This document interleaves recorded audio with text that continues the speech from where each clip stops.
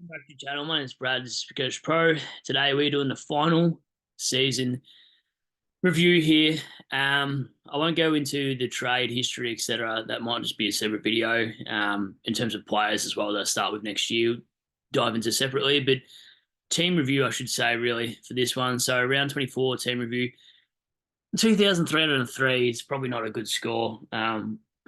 Clearly, it's a 32% score. For the round, which is actually pretty poor, probably one of my worst ones. And that's due to a few rookies having to fill spots like Heaney, etc., going missing, and Stewart being subbed off. So rank for the season that ends is what you've come here for, is 5,937. I wanted to be in top 5K at least. But from what it has been in my year, I've clawed my way back slowly, and it's been a bit of a comeback year. In terms of how the side was just floating around that 12, 13K mark, 8K mark, etc. Got a few legs up just with the DPP in my side. The rookies I chose, the trades were more than decent, I feel, this year, but there's just so many other better Supercoach players. With the content going around, that sometimes you just get caught out by one or two trades can make 300 points just per as the season go, and that obviously adds up as it is.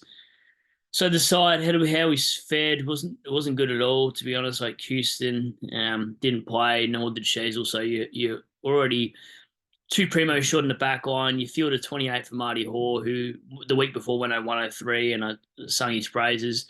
Pichel went 103 the week before, scores a 73. Like in 100-point belting, you probably see that coming.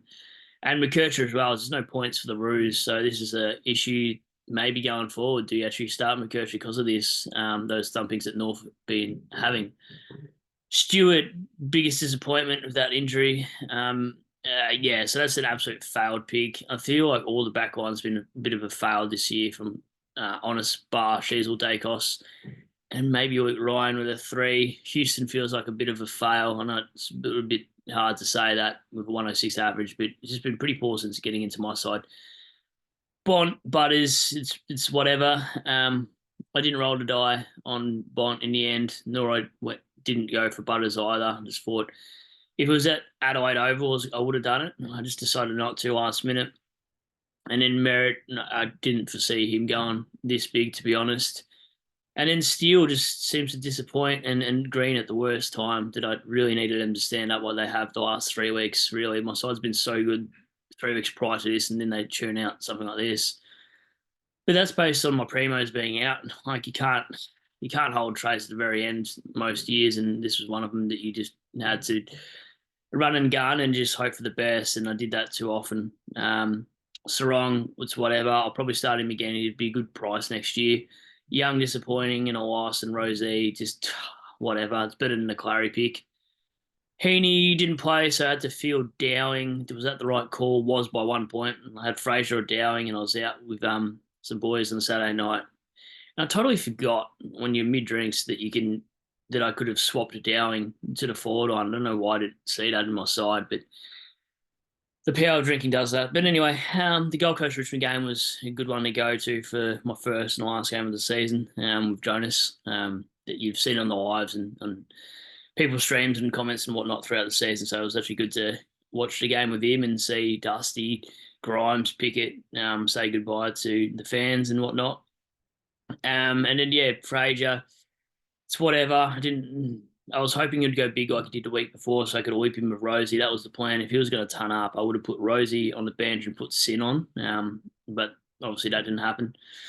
And then, yeah, Cherry, I just took the VC. I just took the safe one because my side was looking pretty average as it is. I didn't want to roll the die and get Butters injured or something and get a poor captaincy score. So Cherry kind of made my score look a little bit half decent this week, considering Bont and Butters only went, I say so, 8 points less or whatever. Yeah, that's a win for my side. The best would have been Dacos, but I thought Dacos was going to get tagged by Neil Bullen, so I was never going to go there. And I was thinking about Gorn against DCAM and Cox, and didn't go there either. Flanders, well, had the game, so it was a little bit too late. I was waiting for the scaling for this game to finish, but because those game times were so close to each other, I didn't really think of Flanders because you're starting forward. I thought you'd probably just get a 130 and match Cherry, and then I've got to worry about Flanders going off when I'm at a Tigers game. I don't really want to be cheering Flanders while cheering my Tigers. It felt contradicting.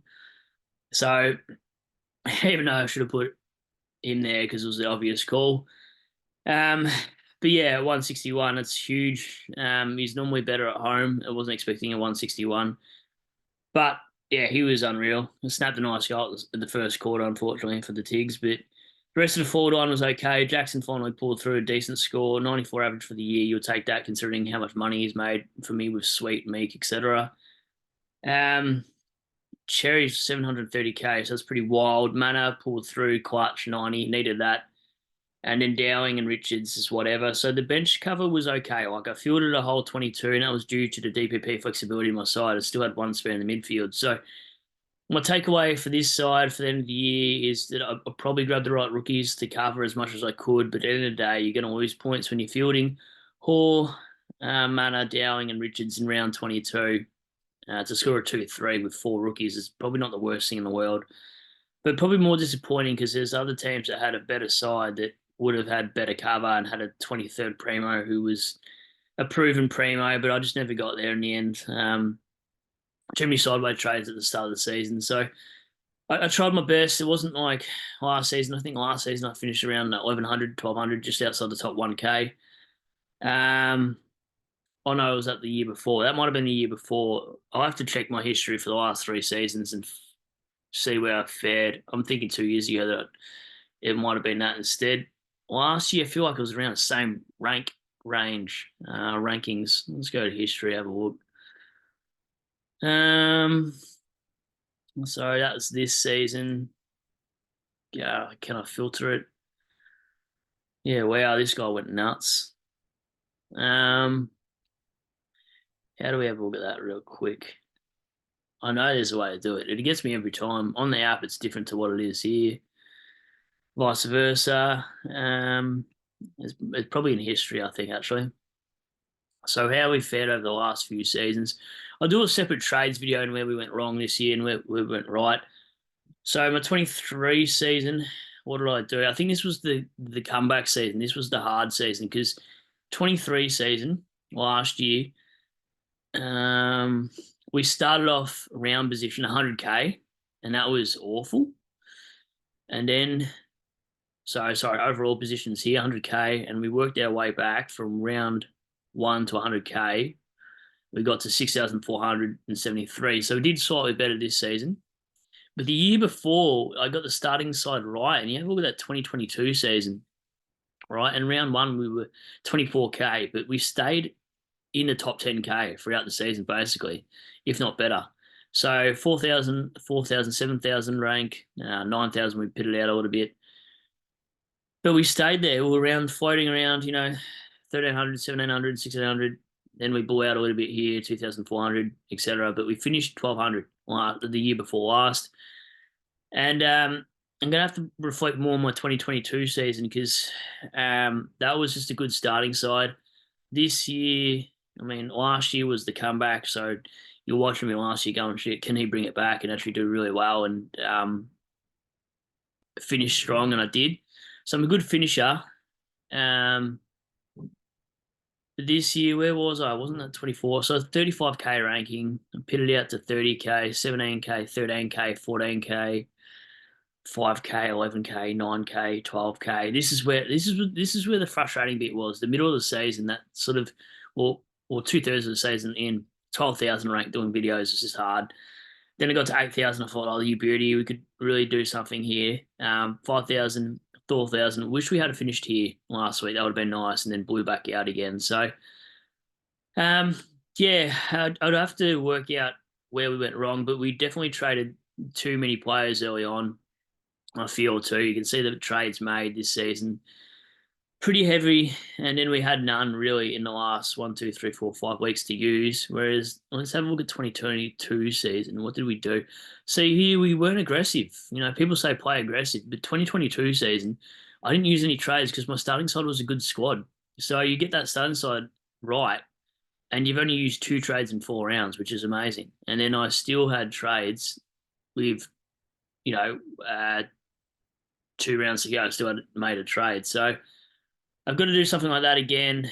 Um, so yeah, we'll have a look at how we did over the journey and improve next year. But I do appreciate your time for tuning in, all the comments, the new subs, the old subs, everybody, the lives that we've been doing as well.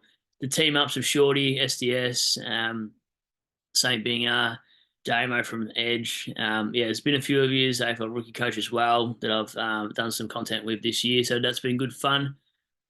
I've enjoyed the lives in particular. And yeah, look, the ranking, at least it's just inside the top 6K this year. And we'll come back better, hopefully, and just a better starting squad, more pods. And then I'll do a bit of a season review. I just wanted to get the round review out the way and done. So that's the side. That's the season done. I appreciate everyone's feedback throughout the season and their questions, comments, etc. So I'll leave it there, and I'll do trade video and one more video, and maybe a live with Steve this week if I can. And yeah, almost call it a season. So a couple more vids, and we're done for the season. Then we'll do preseason content, of course. So tune in for that. Sub if you haven't already, so you get preseason content and whatnot there, and you'll get notified when I do lives as well. So thanks all for watching. Thanks for the season. Cheers.